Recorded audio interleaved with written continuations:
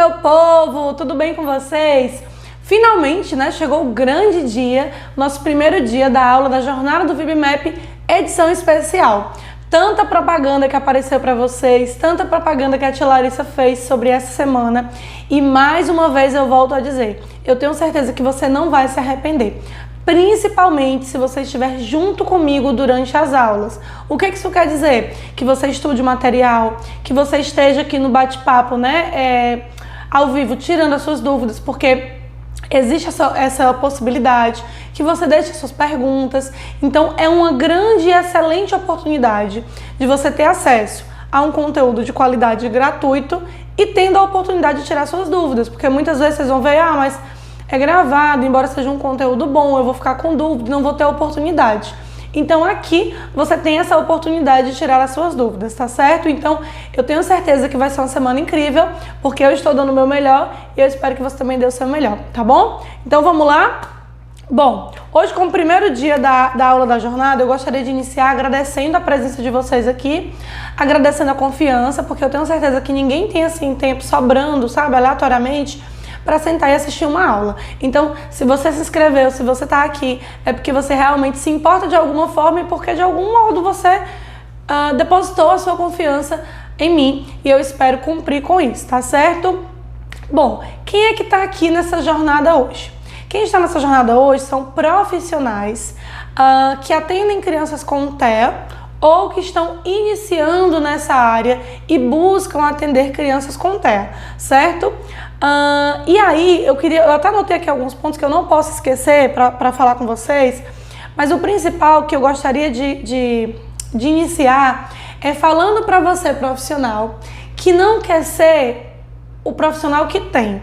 Eu criei essa expressão, coloquei entre aspas e vou explicar para vocês. Larissa, o que é o profissional que tem? Vamos supor que você trabalha numa clínica multidisciplinar, enfim, algum outro lugar onde tem inclusive outros profissionais da sua mesma área. Então, se você é psicólogo, imagina que você trabalha numa clínica onde tem vários outros psicólogos. Imagina que você é fono, trabalha numa clínica onde tem vários outros fonos. Sempre tem um ou alguns profissionais que se destacam, seja porque é um profissional mais experiente, enfim, tem uma série de motivos, e sempre vão ter profissionais melhores do que a gente, isso é um fato, Então imagina que tem esse profissional, e aí as famílias, que buscam a terapia, vamos supor que é pelo plano, elas ficam loucas para conseguir acessar aquele profissional e ser atendida por ele, Aí chega um momento que esse profissional, obviamente, ele lota. Então essa família vai vir, vai buscar esse profissional e não vai ter oportunidade. Por quê? Porque ele vai estar lotado. Aí vão oferecer quem?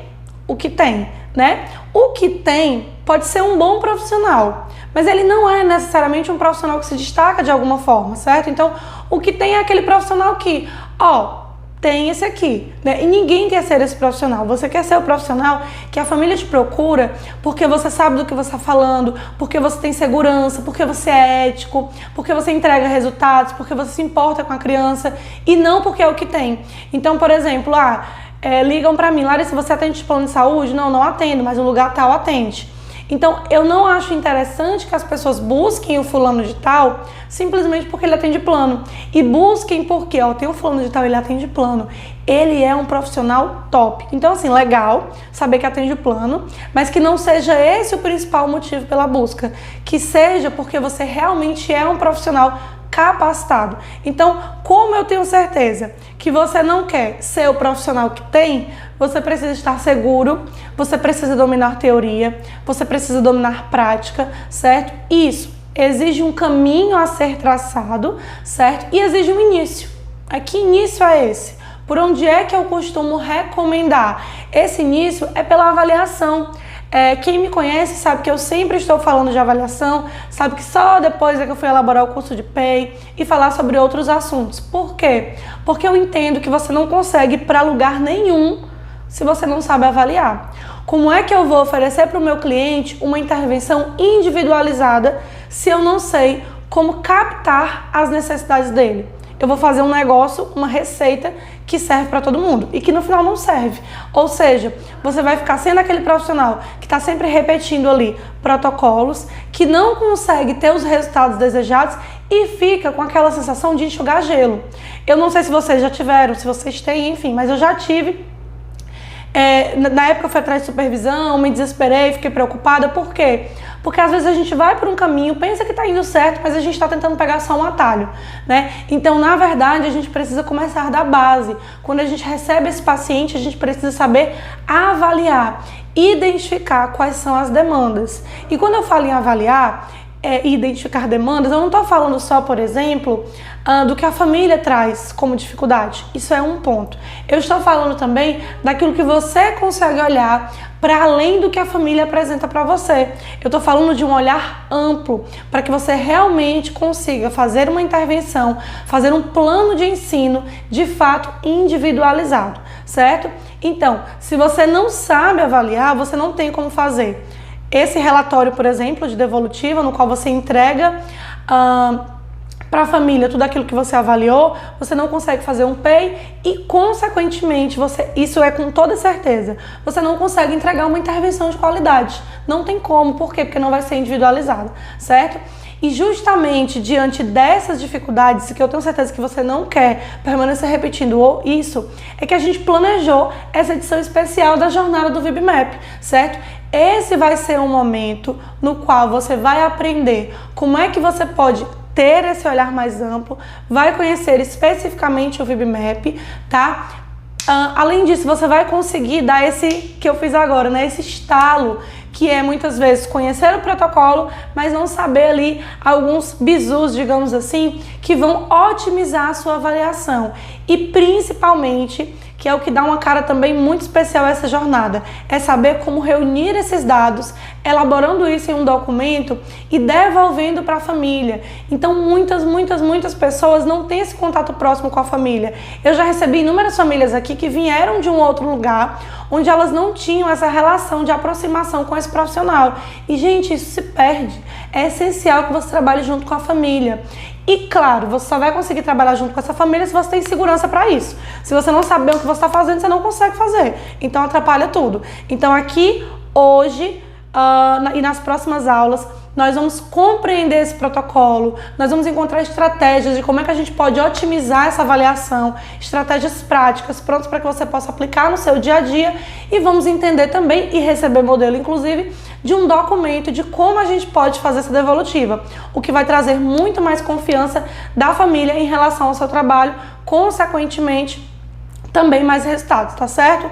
Então, vamos juntos, vamos mergulhar nessa, tá certo? Que eu tenho certeza que vai fazer toda a diferença. Tá bom? Bom, aí vem um ponto muito importante, né, que eu nunca coloco antes, e que as pessoas ficam se perguntando, então quem é você que está usando e dizendo que vai me ensinar, que vai estar junto comigo nesse momento? Vamos lá, gente. Eu me chamo Larissa Oliveira, para quem não me conhece, sou psicóloga comportamental infantil, sou cria aí da Universidade Estadual aqui do Ceará, para quem não sabe, eu sou de Fortaleza, no Ceará. Sou especialista em análise do comportamento aplicada ao contexto clínico, tenho formação em análise do comportamento aplicada ao autismo e outros transtornos e análise do comportamento, terapia comportamental infantil. Então é tudo voltado para o universo da análise do comportamento, tudo voltado para o universo da infância, que foi o que eu já entrei gostando na universidade e saí tendo a certeza que eu queria trabalhar com isso.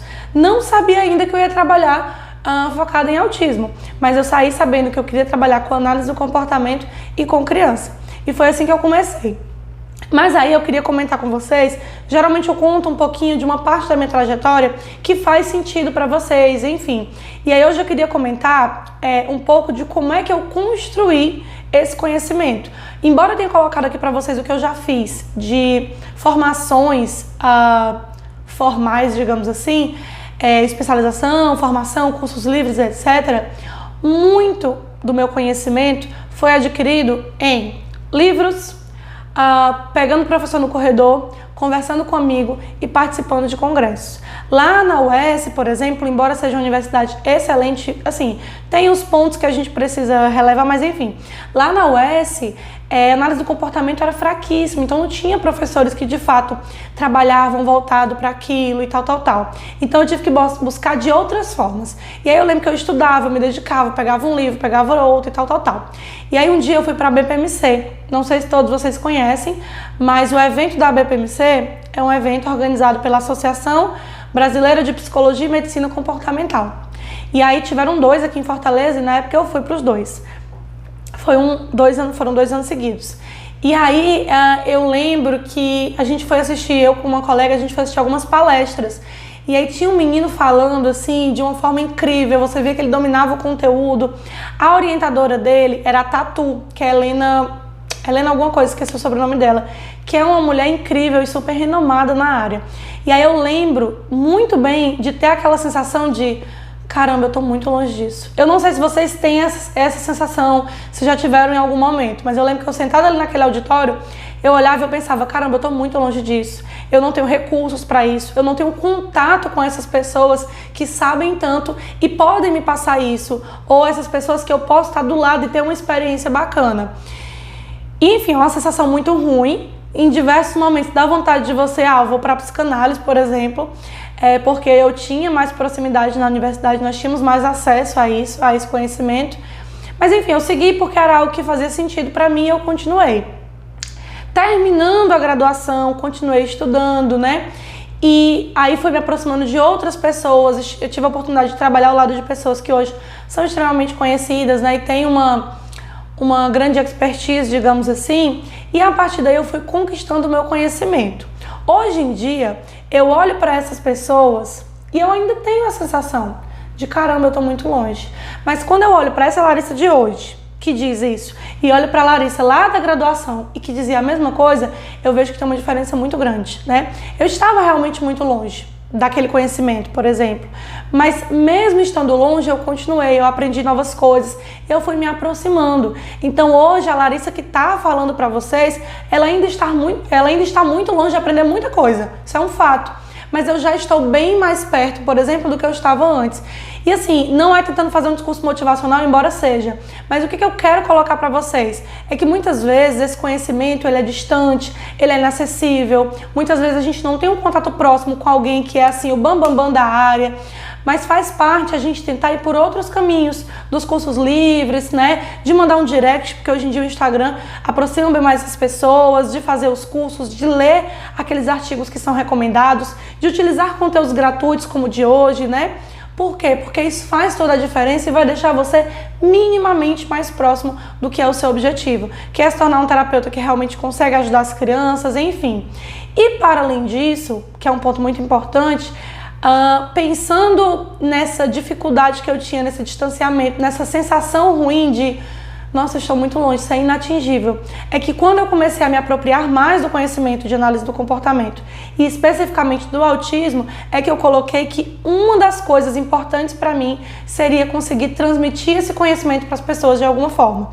Então, vocês que me conhecem já sabem que eu tenho aulas ao vivo toda terça-feira, que eu tenho cursos pagos, que eu tenho supervisão, então tem diversas modalidades. Mas se você não tem condição de pagar nenhuma delas, certamente você vai aprender nas minhas aulas gratuitas. Então, eu sempre me preocupo em trazer conteúdo de qualidade para vocês, que de fato aproximem vocês disso. E essa jornada não é diferente. Eu realmente me preocupei em trazer conteúdo de qualidade.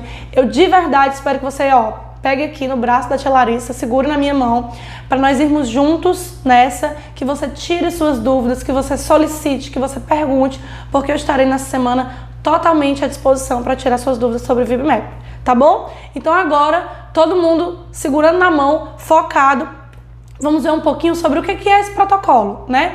Larissa, eu já conheço, mas não sai, sempre tem alguma coisa nova para aprender, certo? E temos mais conteúdos pela frente.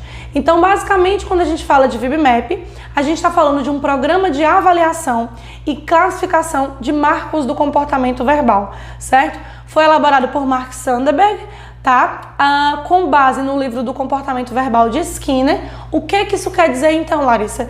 Isso quer dizer então que nós temos uma base comportamental, que nós vamos ter termos como mando, tato, intraverbal, Tudo isso com base na análise do comportamento, especificamente com base no que o Skinner escreveu sobre o comportamento verbal. Então, se você quer começar estudando, já anota aí, comportamento verbal, preciso entender sobre. Tem um livro do Skinner só sobre isso. Se você ainda não quiser entrar no próprio livro dele, tem muitos artigos sobre o assunto. Vocês receberam um, por exemplo, que deixa tudo bem mais didático e já ajuda a construir uma base legal para que vocês consigam aprender mais facilmente o que a gente vai falar durante o curso, durante essas aulas sobre o protocolo, tá? Então, nós temos um programa de avaliação e classificação de marcos que não deve, preste atenção, não deve se limitar à aplicação de marcos e de barreiras. Como assim, Larissa? Muitos de vocês já conhecem o VibMap e dizem assim, já conheço. É um protocolo que avalia os marcos e as barreiras. Não. Você está acessando duas partes do VibMap. Ele não se limita a isso. Inclusive, eu tinha pensado em trazer umas coisinhas e eu acabei esquecendo. Mas tudo bem, eu vou utilizar... Não dá tempo não. A Larissa não vai perder tempo com isso não. Nós vamos imaginar como se fossem, eu até acho que eu já usei essa metáfora anteriormente, como se fossem 5 caixas, certo? Vocês vão fazer aí, imaginar 5 caixinhas, certo? Na caixinha de número 1, nós vamos ter, como vocês veem nos slides, a avaliação de marcos. Isso é uma caixinha e isso é uma área do VibMap, certo? Então preste atenção nisso. Caixinha de número 2, a avaliação de barreiras, que é uma outra área também, uma outra parte do VibMap. Eu vou falar uma por uma, tá? Caixinha de número 3, análise de tarefas, que muita gente nunca viu falar. Aliás, só ouviu falar, mas nunca viu, né? Então, é a terceira caixinha do VibMap. Quarto, a avaliação de transição. Seria a quarta caixinha do VibMap, que muita gente também nunca ouviu falar, ou se ouviu, nunca viu também, não sabe como funciona. E número 5, a interpretação dos dados e a elaboração do plano de ensino individualizado, certo? Então, vocês têm aí um protocolo dividido em 5 partes, certo? A gente vai discorrer sobre essas partes e muitas vezes vocês têm acesso a 2 dessas partes. E aí uma pergunta que chega bastante é, Larissa, aonde é que eu consigo encontrar esse protocolo?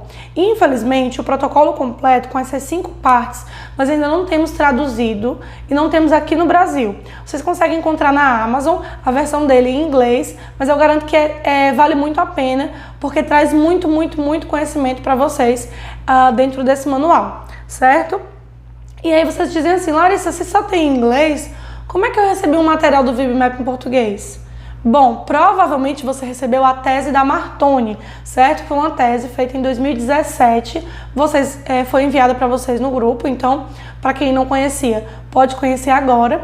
E o que a Martoni buscou fazer? Ela buscou traduzir e adaptar para o português o protocolo de avaliação de marcos e de barreiras, ou seja, 2 das 5 partes, certo? E também os capítulos do manual, especificamente os capítulos que vão do número 1 ao número 6. Então, não foi feita toda a tradução do VibMap, certo? E ela também não disponibilizou toda a tradução do VibMap. O que nós temos traduzido e adaptados para o português é avaliação de marcos e avaliação de barreiras, o que já dá para fazer muita coisa. Então, se você está usando avaliação de marcos, avaliação de barreiras, saiba que você ainda não está utilizando o protocolo completo, embora você esteja fazendo muitas coisas, tá? Outro ponto aí para vocês marcarem no caderninho de vocês, como tarefa de casa, é estudar a tese da Martoni. Por quê? Como ela fez a tradução do capítulo 1 ao capítulo 6, tem explicando detalhadamente sobre o protocolo, tem termos explicando o que é mando, o que é tato, tem uma tabelinha onde ela coloca exemplo de mando, de tato, de intraverbal, e vocês vão precisar se apropriar desses conteúdos para dominar mais o protocolo, consequentemente fazer um melhor uso dele, certo? Bom, considerando essas 5 partes, a gente vai falar primeiro da parte de número 1, a avaliação de marcos, que já é por si uma riqueza que te faz mudar completamente a sua forma de avaliar, certo? Então vamos lá, são 170 habilidades, olha o tanto de habilidades que você consegue avaliar, organizadas em 3 níveis, certo? De acordo com os marcos do desenvolvimento, certo? Então, tem aquilo que eu espero, por exemplo, para uma criança de 1 ano e 6 meses. Quais são as habilidades que são esperadas para uma criança nessa faixa etária? Então, o VibMap ele vai descrever o que é esperado em diversas áreas do desenvolvimento, que vocês vão ver aí mais à frente, certo? Ele vai descrever o que é esperado. Isso é o nível 1, tá? O nível 1 são as habilidades que são esperadas de uma criança com desenvolvimento típico até 1 ano e 6 meses, em diversas áreas do desenvolvimento, certo? Então, pode ser que o seu cliente, aquele que chega no seu consultório, por exemplo, com 5 anos de idade, quando você faça a avaliação dele, ele não consiga preencher diversos marcos que são esperados para o nível 1. Então, perceba que aqui eu não estou dizendo que, se a criança de 5 anos chegar, você não vai utilizar o nível 1 para avaliar. Não, o que o VibMap traz é o quê? Habilidades que são esperadas para aquela faixa etária. Então hoje, se eu pego uma criança aqui do meu lado, de 1 ano e 6 meses, com desenvolvimento típico, com certeza, provavelmente ela vai conseguir responder a tudo aquilo que está escrito dentro do protocolo, certo? Então é uma base do que é esperado. Te ajuda a quê? A identificar e fazer um olhar para diversas áreas do desenvolvimento. Então eu consigo olhar o que é esperado para Mando, ou seja, como é que essa criança solicita, como é que ela faz pedidos. Eu consigo saber o que é esperado para Tato. Ela nomeia algum item, né? Consigo saber o que é esperado, por exemplo, para o ecoico. Então, como estão as habilidades dessa criança de repetir um som específico? Ouvinte, como é que estão as habilidades dessa criança em seguir um comando, em selecionar algo, em executar uma ação, certo? Isso eu citei algumas áreas. Nós temos ao todo uma média de 16 áreas que são avaliadas. Então, só com essa caixinha número 1, que é a avaliação de marcos, você já faz isso aqui, ó, na sua avaliação. Você abre um leque de possibilidades. E se você abre um leque de possibilidades na sua avaliação, consequentemente, você abre um leque de possibilidades na sua intervenção. E isso vai fazer muita diferença, tá? Nível 2, aquilo que é esperado para uma criança entre 1 ano e 6 meses e os 2 anos e 6 meses. E o nível 3, aquilo que é esperado para uma criança de 2 anos e 6 meses até os 4 anos, tá? Além da tese da Martoni, vocês também receberam a minha folhinha da avaliação de marcos. Então vocês vão conseguir passear por ela, vendo o Mando, vendo o Tato, tudo que é esperado dentro de cada um desses níveis, certo? E um ponto importante que eu já comentei, mas não custa ressaltar. Uma criança de 5 anos pode concentrar suas habilidades em qualquer um dos níveis acima? Sim, né? Pode ser que você receba um cliente de 5 anos que a maior parte das habilidades se concentra no nível 1 e que você receba uma criança de 3 anos que a maior parte das habilidades se concentra no nível 2. Então a idade cronológica não vai ser o que define qual é o nível que nós vamos avaliar. É o repertório da criança quem define. Então eu, Larissa, sempre opto por começar do nível 1, certo? Que áreas são avaliadas, Larissa, já que você falou desse leque tão grande? Vamos lá. Mando, Tato, ecoico, que eu já tinha falado, né?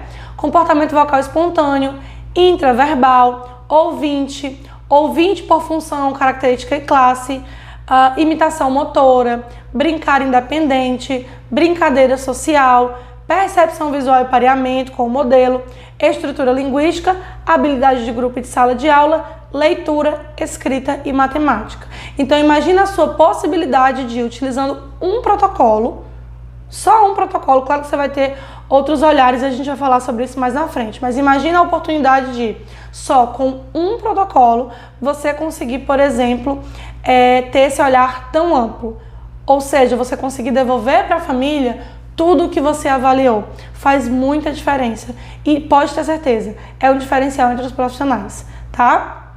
Então, fica claro para vocês essa questão da avaliação de marcos, que é a caixinha de número 1, a gente fecha essa caixinha, guarda, entendendo que ela é uma parte do VibMap e vai para a caixinha de número 2. Então vamos pegar a caixinha, abrir essa caixinha e nela vão ter o que? As barreiras de aprendizagem.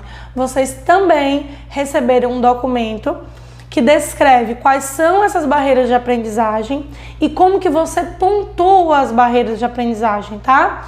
Então, basicamente, quando eu falo em barreiras, eu tô falando de déficits e excessos comportamentais que vão interferir no aprendizado de novas habilidades. Então, muitas vezes, vou dar um exemplo que eu já dei outras vezes, de colegas fono que relataram, né? pensando na fono, tá, gente?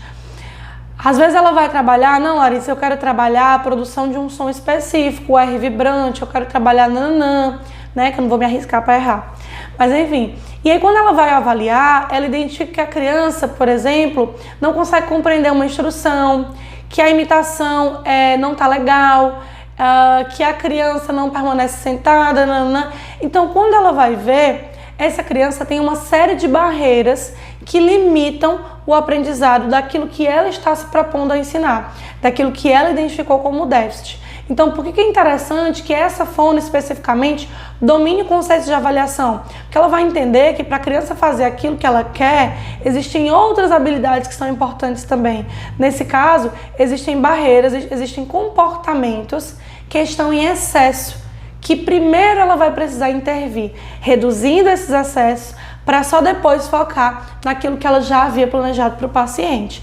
Então, toda essa parte comportamental, digamos assim, de comportamentos em excesso, de problemas de comportamento, não devem se limitar à atuação do psicólogo, certo? Ela deve ser realizada por todos os profissionais, desde que esses tenham domínio dos princípios básicos de análise do comportamento, de protocolos como o VibMap. Então, não se limitem, certo? Muitas pessoas perguntam, esse protocolo é só para quem é psicólogo? Não. Só que muitas vezes as pessoas de outras áreas se dedicam a estudar outros temas, não se dedicando a esse, fica difícil utilizar. Então, se você é de uma outra área, você não é psicólogo, você também deve, você não é indicado não, você deve aprender sobre isso aqui.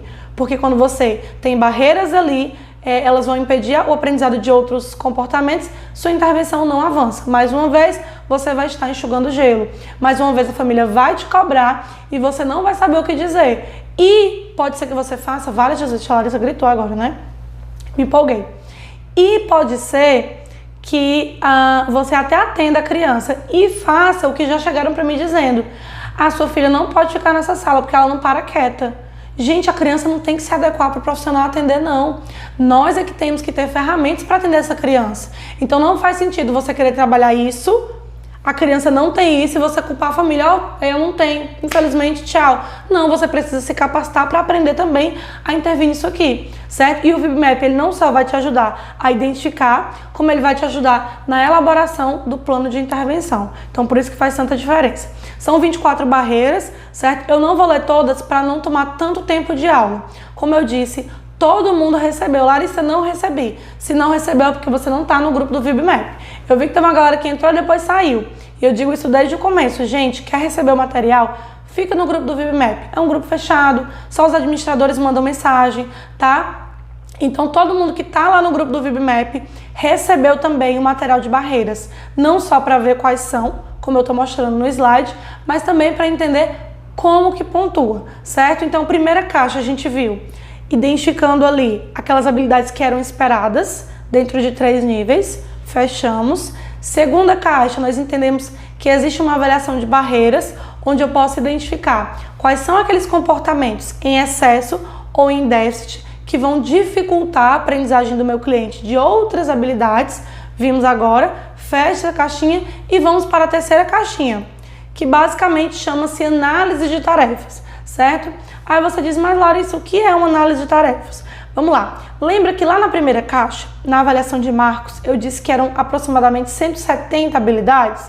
Então, se lá você já achou que era um mundo de possibilidades, aqui nós temos um aproximadamente, cadê? Que a Larissa tinha visto nesse instante. Fala, minha gente, será que eu tô doida? Ah, tá aqui. Aproximadamente 900 habilidades que compõem um rastreio mais completo de 14 das 16 áreas avaliadas, certo? Larissa, qual é a diferença da análise de tarefas para a avaliação de marcos? Vamos lá. Os marcos vão servir para identificar o nível geral da habilidade da criança. Então, o que ela sabe, o que ela ainda não sabe. Após essa avaliação, cada marco pode ser ainda mais destrinchado em tarefas menores. Eu trouxe nesse outro slide, eu vou mostrar para vocês um exemplo, tá? Além disso, vai fornecer atividades que podem ser utilizadas como ferramenta para generalização, para manutenção, para espontaneidade, certo? Para ficar mais claro, eu vou passar para o próximo slide para dar um exemplo para vocês, tá? Vamos lá, por exemplo, resposta de ouvinte. Eu peguei aqui o que é esperado para o nível 1 de ouvinte lá na avaliação de marcos. Então, foca comigo. 1M, isso aqui, esse 1M está lá na avaliação de marcos, significa marco 1. A criança atenta para a voz de um falante fazendo contato visual com este 5 vezes, né? Beleza, vou pular as letrinhas, só vou ficar no M, tá? 2M, você também encontra lá na avaliação de marcos, que é a criança responde ao ouvir o seu próprio nome por 5 vezes. Beleza, aí você responde, né, de acordo com a pontuação. 3M, ela olha, toca ou aponta para um membro familiar correto, para um animal ou outro reforçador. Como assim? Eu coloco, tá ali a tia e a vovó. Aí eu digo assim com a criança, cadê a vovó? A criança olha para a vovó, ela aponta para a vovó. Eu coloco aqui na mesa a bola e o patinho. Eu digo, me mostra o pato. Aí a criança vai lá e pega o pato, né? Então é disso que eu tô falando. Então eu li para vocês aqui os marcos, aquilo que tem lá na avaliação de marcos. O que é feito? O que é feito na análise de tarefas? É pegar esse marco e destrinchar em pedaços ainda menores. Então, por exemplo, um M a gente destrincha em um só. Vira a cabeça para localizar a origem de um som. Então tem paciente que quando eu chamo pelo nome ou quando eu falo alguma coisa, ele nem tio. Aí eu tenho uma buzininha aqui que eu aperto, a criança já olha e se direciona. Então ela conseguiria marcar esse 1A, tá? Do 2M, nós temos o 2A. Sorri ao som da voz do cuidador. Eu vou trazer outro exemplo. Eu vou trazer o exemplo aqui do 4M, Lê comigo aqui o 4M. Desempenha 4 ações motoras diferentes sob comando, sem dica visual. Então eu digo assim, fulaninho bate palma. Aí ele bate. Mão na cabeça. Pula. E assim ele vai fazendo, certo? Isso é o que está lá na avaliação de marcos. Então o que a gente faz aqui? A gente pega esse marco e destrincha ele em pedaços menores. Por exemplo, seleciona o item correto de um conjunto de 2 itens, certo? Para um total de 10 objetos. Ela mantém um contato visual com um falante. Então aqui é como se nós pensássemos em tarefas que são pré-requisito ou que estão relacionadas a esse principal aqui, certo? Não é exatamente o que é pré-requisito, mas aquilo que está relacionado. Então, quando você vai fazer o plano de ensino do seu cliente, você pode colocar um marco desse, aqui do 4M, como objetivo, mas você também pode colocar alguma tarefa. Então, se você já acha que a avaliação de marcos é rica, aqui você tem uma riqueza ainda maior. E aí, Larissa, eu sempre vou precisar usar? Não necessariamente, você pode utilizar só a avaliação de marcos. Mas que tal naquele marco ou naquela habilidade que a criança não pontuou nada? Dá uma olhada na análise de tarefas, vê o que você pode avaliar e o que você pode colocar como objetivo, tá? Então nós temos aí a nossa terceira caixinha, muito completa. Fecha a caixinha, coloca de lado também e vamos abrir a de número 4, que é a avaliação de transição, tá? Na avaliação de transição, nós temos a avaliação de um conjunto de habilidades, preste atenção, que muita gente não sabe disso e fica um pouco confuso. Nós temos a avaliação de um conjunto de habilidades que vão fornecer dados sobre o tipo de ensino ou ambiente educacional que a criança será submetida, certo? Como assim, Larissa? Quando eu tenho uma criança, por exemplo, que ela ainda não olha quando chamada pelo nome, ela não segue instruções, ela não tem um contato visual bem estabelecido, ela não consegue pedir. Quando eu tenho um déficit muito grande nessas áreas, torna-se mais difícil, por exemplo, para que essa criança aprenda em um contexto menos restrito, ou seja, um contexto de sala de aula, onde tem uma professora para, sei lá, 10 alunos ou mais, né? Geralmente é mais. Então essa criança, ela pode necessitar de um ensino mais intensivo e de 1 para 1, ou seja, na qual tenha um professor para um aluno, o AT com a criança, certo? Então, na avaliação de transição, existem diversas perguntas, diversos tópicos que vão me ajudar a identificar se a criança já tem um pré-requisito para aprender em ambientes menos restritivos. Agora que fique claro, isso não quer dizer que o fato da criança não ter, ela não deve ir para a escola, tá?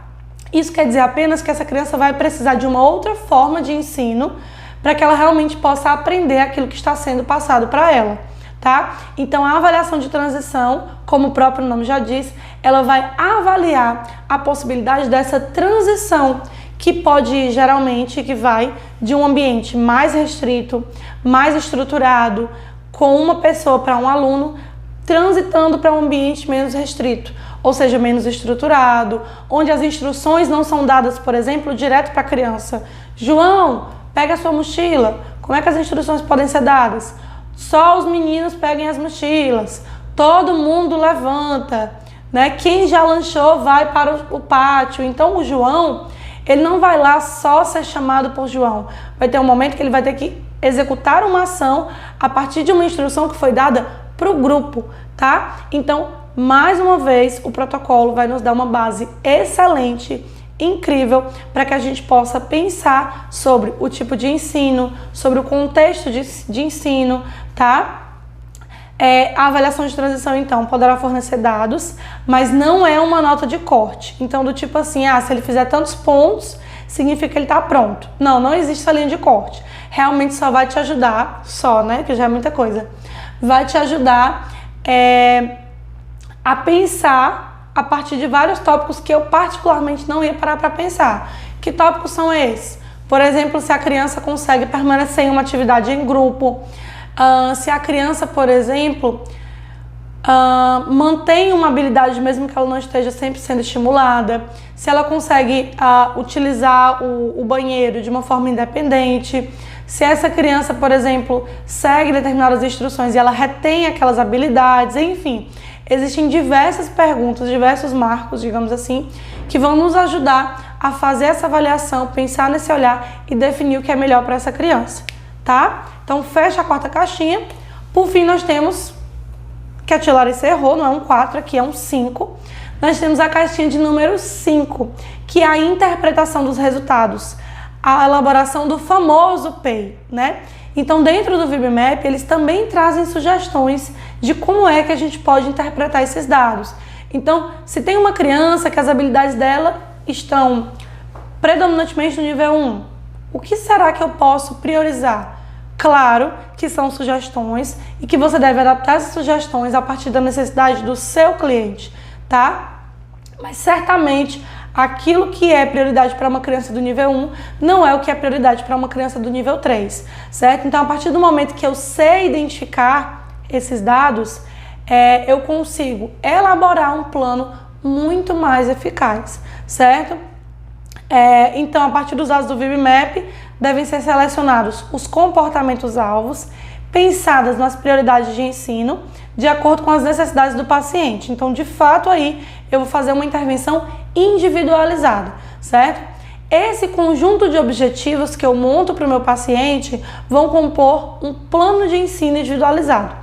Aqui no Confabular, eu faço PEIs que tem duração de 1 ano, certo? Então, eu estou sempre revisitando, vendo esse plano, certo? Fazendo ajustes necessários, mas a avaliação geral com a elaboração de um novo plano é feita anualmente.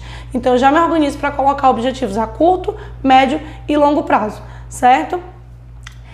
Nesse PEI, existem prioridades que são mais comuns, como eu já falei. Os objetivos precisam ser mensuráveis e é aquilo que a criança vai alcançar. Nada de colocar no PEI estimular a criança a pedir. Não, no PEI vai ser realizar pedidos, realizar no mínimo tantos pedidos, nananana. Então, no seu PEI vai aquilo que você espera que a sua criança alcance depois de um determinado tempo de intervenção, certo? A partir daí, então, eu faço o quê? Eu vou recapitulando, né? Eu vou receber essa família, vou escutar essa família, vou fazer a avaliação utilizando, por exemplo, o VibMap, utilizo a avaliação de marcos, faço a avaliação de barreiras, posso utilizar a análise de tarefas, a avaliação de transição, tá? A partir daí eu seleciono essas prioridades, eu monto esses objetivos para iniciar de fato uma intervenção voltada para as prioridades desse paciente. Para que você não fique de novo enxugando gelo, ensinando uma coisa, sendo que tem outra que é muito mais importante naquele momento, certo? Dúvidas muito comuns. Quem pode, né, só para a gente encerrar, quem pode aplicar esse protocolo? Gente, não preste atenção, grave isso aqui, porque eu sei que vai ter gente perguntando de novo. Quem pode aplicar o protocolo? não é restrito a psicólogo, certo? Qualquer profissional que trabalha com autismo precisa ter uma compreensão global, um olhar amplo do repertório dessa criança, pode utilizar o VibMap. Obviamente, o ideal é que você tenha uma capacitação para isso. Não estou falando de curso, estou falando de conhecimento, de dominar aquilo que você está fazendo. Senão, não é ético. Fazer algo com o meu paciente, que eu não sei nem para onde vai, definitivamente não é legal. Então, se você é psicólogo, psicopedagogo, fonoaudiólogo, terapeuta ocupacional, profissional de educação física, professor, enfim, e trabalha com crianças autistas, você com certeza pode aplicar o VibMap. Não tem nada que regulamente, que diga que você tem que ter isso, isso ou aquilo, ok? Obviamente é importante que você saiba o que você está fazendo. 2. Público-alvo. Com quem que eu posso aplicar esse protocolo? Crianças que têm atraso no desenvolvimento, certo? Especialmente se for voltado para a linguagem, tá? Posso utilizar com adultos? Gente, se esse adulto tiver um comprometimento bem maior, que de fato ele não consiga atingir aquilo que é descrito no VibMap, que é o esperado de uma criança de 4 anos, você pode. Mas assim, você vai ter que fazer algumas adaptações, como a parte do brincar social vai perder o sentido, a parte do brincar independente. Então você até pode, mas você vai precisar retirar algumas áreas e fazer alguns ajustes, tá? Outra pergunta muito comum. Larissa, eu só posso usar com criança verbal? A maioria dos meus pacientes são não verbais. E aí? Gente, os meus também são. A maioria dos que chegam pra mim são não verbais, tá? E a tia Larissa usa o VibMap com eles. Primeiro, porque se eles já têm um atraso na linguagem, mais um motivo para eu fazer a avaliação voltado para essa área. E segundo, que o VibMap não avalia apenas linguagem. Tem aí outras questões envolvidas, como a própria imitação, o brincar, a interação social, que já foi descrito para vocês. Então, sim, você pode utilizar com crianças não verbais, tá? Preciso usar o protocolo inteiro? Não. Você pode utilizar avaliação de marcos, de barreiras, uma parte da análise de tarefas e por aí vai, certo? Então, você não precisa utilizar o protocolo inteiro, tá? Número 5. Em quanto tempo eu devo aplicar? Eu vou até falar disso mais na próxima aula. Não existe um número definido de sessões. O mínimo que eu já demorei foram 4 sessões e o máximo que eu já demorei foi 9. Depende da sua experiência, depende do repertório da criança, dentre outros fatores. E por fim, posso fazer o plano de ensino sem avaliar? Não. Como é que você vai elaborar a necessidade, um plano com base no que você quer ensinar, se você não sabe o que a criança precisa?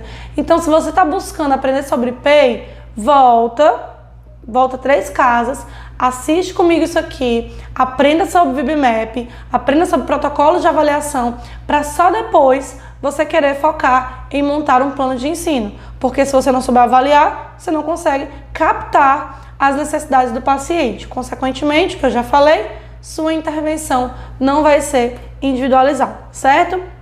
Então vocês podem dizer, Larissa, eu entendi do que se trata, eu sei da importância, inclusive eu já até tentei aplicar, né? Mas na hora eu travei. E agora, né? É justamente o que a gente vai ver na nossa aula de número 2, tá? São dicas práticas de como otimizar a sua avaliação, certo? Larissa, vai ser a mesma coisa da outra jornada? Não. Eu vou apresentar para vocês outros erros que são comuns, partindo do que já aconteceu comigo e do que chega em supervisão.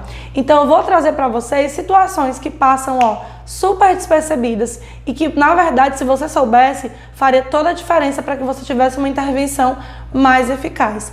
Então vou falar desses erros comuns que, se você não está cometendo agora, em algum momento já cometeu, eu cometi. Como eu disse, eu estou fazendo aqui a partir do que eu já fiz e do que outras pessoas trazem para mim.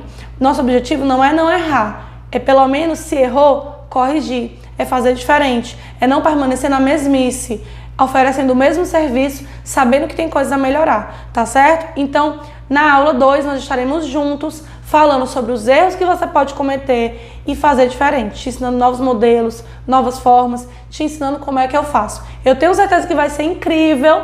E se você chegou até aqui, não deixe de colocar nos comentários qual foi a sua opinião sobre a aula, o que você achou. Hoje é só o primeiro. Não deixe de estudar a tese da Martoni, por favor. Vai fazer toda a diferença para você, tá certo? Então, quarta-feira a gente se encontra de novo para falar mais sobre esse assunto. Não perde, tá bom? E vou colocar aqui para vocês o vídeo de uma colega super parceira que já aprendeu muito com a tia Larissa, tá certo? Então roda lá, por favor. Olá pessoal, eu sou a Francineide, eu vim aqui falar um pouquinho da minha experiência sobre o curso VIPMAP que eu fiz com a Larissa. Há 2 anos atrás eu fiz esse curso com outra pessoa e eu pensava que eu sabia avaliar, mas eu não sabia, eu vim aprender depois que eu fiz esse curso do VIPMAP com a Larissa. Eu aprendi a fazer avaliação de barreiras, eu aprendi a fazer análise de tarefa, a fazer o rastreio de habilidades da criança. Eu aprendi a elaborar o PEI a partir do VIPMAP e você também vai aprender. Então, se você está pensando em se qualificar, faça o curso VIPMAP. Eu tenho certeza que você vai gostar da mesma forma que eu gostei. Aliás, eu amei. É isso, tchau, tchau e até o próximo encontro.